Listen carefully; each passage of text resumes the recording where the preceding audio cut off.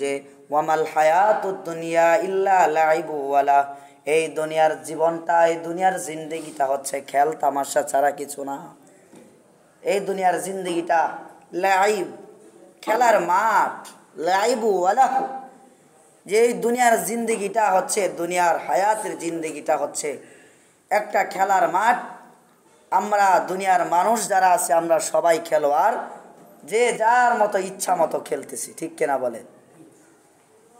আল্লাহ রাসূল সাল্লাল্লাহু আলাইহি ওয়াসাল্লাম হাদিসের মধ্যে এটা বলতেছেন, লা ইয়াজালু কলবুল কাবীরি শাবান ফিরসনাইনি ফি হুব্বিদ দুনিয়া ওয়া তুলিল আমাল, যে যারা বৃদ্ধ মানুষ, যাদেরকে দুনিয়ার জিন্দেগি যাদেরকে বৃদ্ধ বানিয়ে দেয়, এদের অন্তরের মধ্যে দুইটা জিনিসের আশা আকাঙ্ক্ষা সব সময় থাকে।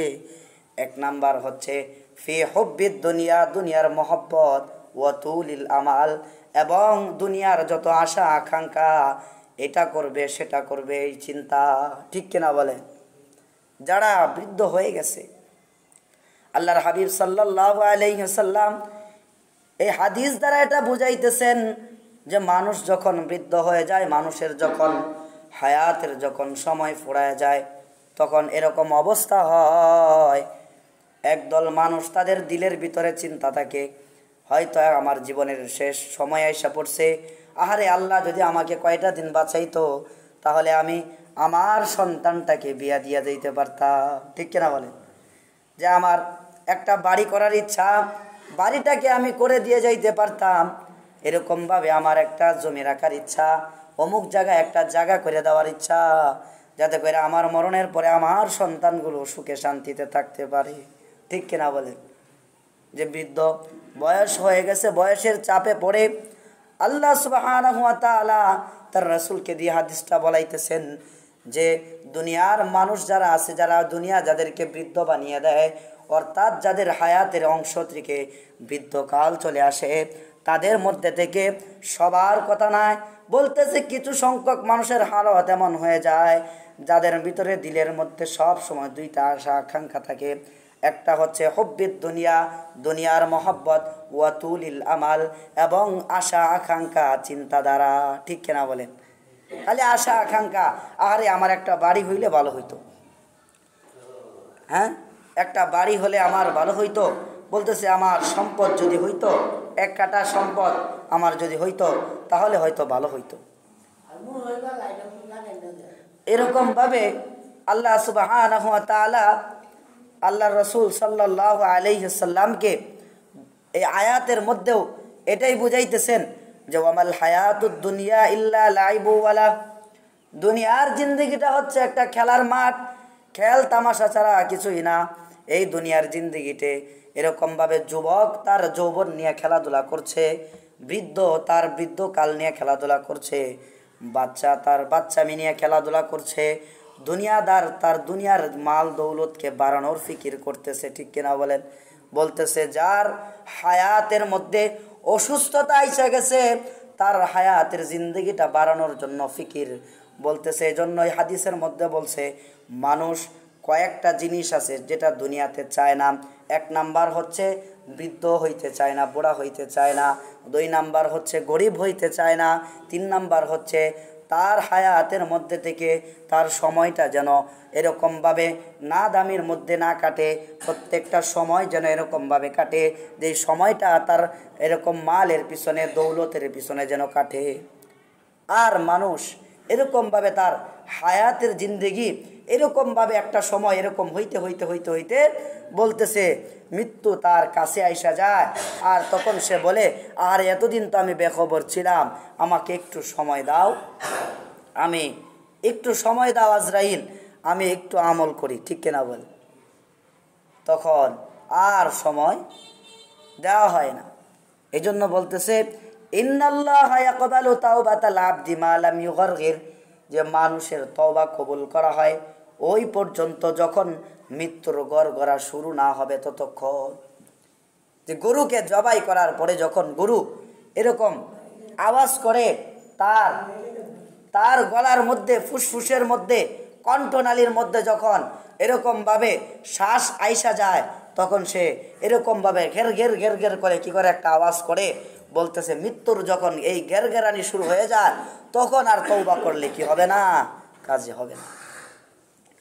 আল্লাহ রাসূল সাল্লাল্লাহু আলাইহি ওয়াসাল্লাম সাহাবায়ে কেরামদেরকে ডাক দিয়া বলতেছেন, ও আমার সাহাবায়ে কেরাম, একটা সময় তোমাদের অবস্থা এমন হবে যে তোমাদের এরকমভাবে তোমাদের জন্য কাফেরদেরকে তোমাদের জন্য আযাব বানায়া দেওয়া হবে, ইহুদিদেরকে তোমাদের জন্য আযাব বানায়া দেওয়া হবে, কষ্টের কারণ বানায়া দেওয়া হবে, তারা তোমাদের উপর পাকড়াও করবে, তোমাদের উপর এরকমভাবে চাপায়া বসবে। এই সময় চলে আসছে। সাহাবায়ে কেরামরা প্রশ্ন করতেছেন, ওগো আল্লাহর রাসূল সাল্লাল্লাহু আলাইহি ওয়াসাল্লাম, তখন কি আমরা সংখ্যায় কম থাকবো কিনা, মুসলমানরা কি সংখ্যায় কম থাকবো কিনা? আল্লাহ রাসূল বললেন, না, সংখ্যায় তোমরা কম থাকবা না, বরং সংখ্যায় মুসলমানরা অনেক বেশি হবে। কিন্তু মুসলমানগুলো এরকম সমুদ্রের মধ্যে যেমন ফেনা আয়সা এরকম তুর এরকমভাবে ঢেউ যেরকম বাসায় নিয়ে যায়, মুসলমান অনেক হবে কিন্তু বাতিল তাদেরকে বাসায় নিয়ে চলে যাবে। ঠিক কিনা বলেন? দুনিয়ার মহব্বত তাদেরকে এরকম ফেনার মতো বাসায় নিয়ে চলে যাবে, যার কারণে তারা এরকম মুসলমান হয়েও কাফেরদের কাছে কি হবে, পরাজয় হবে, তারা কি হার মানবে। এরকমভাবে কাফেররা তাদের কাছে এরকমভাবে তাদের থেকে শক্তিশালী হয়ে উঠবে, এটা রাসূল বলছেন। তখন সাহাবায়ে কেরাম রাসূলকে বললেন, ওগো আল্লাহর রাসূল, তার কারণ কি? আল্লাহর রাসূল সাল্লাল্লাহু আলাইহি ওয়াসাল্লাম বললেন, তখন মুসলমানদের অন্তরের মধ্যে ওয়াহান এই জিনিসটা তাদের অন্তরের মধ্যে ঢুকে যাবে। রাসূল সাল্লাল্লাহু আলাইহি ওয়াসাল্লাম আবার বললেন, এই ওয়াহান কি জানো? ওয়াহান হচ্ছে এমন একটা জিনিস, মানুষের দিলের মধ্যে দুনিয়ার আশা আকাঙ্ক্ষা মহব্বত যখন ঢুইকা যাবে তখন তারা এরকমভাবে দুনিয়ার লোভের কারণে, দুনিয়ার টাকা পয়সার কারণে একজন আরেকজনকে হত্যা করবে, আর এই হত্যা করার কারণে কাফেররা বিজয় হবে তাদেরকে ধ্বংস করার জন্য। ঠিক কিনা বলে? বলতেছে যখন মানুষ গুনার কাজ করবে তখন তার ভালো কাজগুলো দুর্বল হয়ে যাবে। মানুষ যখন গুনার কাজ করবে দুনিয়াদার হয়ে যাবে, দুনিয়ার লোভে পড়ে যখন একজন আরেকজনের সাথে যখন খুনাখুনি মারামারি কাটাকাটিতে লিপ্ত হবে তখন এরকমভাবে কাফেররা তাদের উপর শক্তিশালী হয়ে উঠবে তাদেরকে ধ্বংস করার জন্য।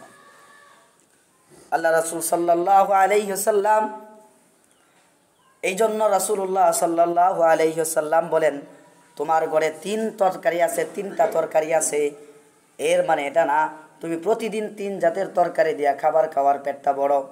বলতেছে আমি রাসূল, আল্লাহর রাসূল সাল্লাল্লাহু আলাইহি ওয়াসাল্লাম যদি আল্লাহর কাছে বলতেন, ওগো আল্লাহ, আমি তো দুজাহানের বাদশা, দুজাহানের সর্দার, আমাকে আপনি প্রতিদিন এরকমভাবে জান্নাতি খাবার খাওয়ান, তাহলে আল্লাহ খাওয়াইতেন কিনা বলেন? খাওয়াইতেন কিনা বলেন? যদি রাসূল বলতেন, ওগো আল্লাহ, আমাকে প্রতিদিন জান্নাতের খাবার খাওয়ান, আমার সাহাবায়ে কেরামদেরকে জান্নাতি খাবার খাওয়ান, আল্লাহ তাআলা প্রতিদিন খাওয়াইতেন, প্রতি ওয়াক্তে প্রতি বেলায় খাওয়াইতেন। কিন্তু আল্লাহ তাআলা আল্লাহ রাসূলকে বললেন, ওগো আল্লাহর রাসূল, আপনি বলেন, আপনি শুধু খালি বলেন যে আপনি কষ্ট করবেন, আপনি মেহনত করবেন, এই জন্য আমি আপনাকে কি করি নাই, আপনাকে দুনিয়াতে পাঠাই নাই। রাসূল নামাজে দাঁড়ায়া রাসূলের পা ফুলে দিত, এত পরিমাণে উম্মতের জন্য কান্না করতেন যে বলতেছে আল্লাহ রাসূল সাল্লাল্লাহু আলাইহি ওয়াসাল্লাম এরকমভাবে সারা দুনিয়ার উম্মতদেরকে বুঝাইতেছেন, শিখাইতেছেন যে তোমার পকেটে টাকা আছে বিদায় যে তোমার 4 তরকারি দিয়া 4 পদের তরকারি দিয়া খাবার খাইতে হবে, এরকম না। তোমার পকেটে টাকা আছে এই জন্য প্রতিদিন গোশত খাইবা, মাছ খাইবা, এরকম না।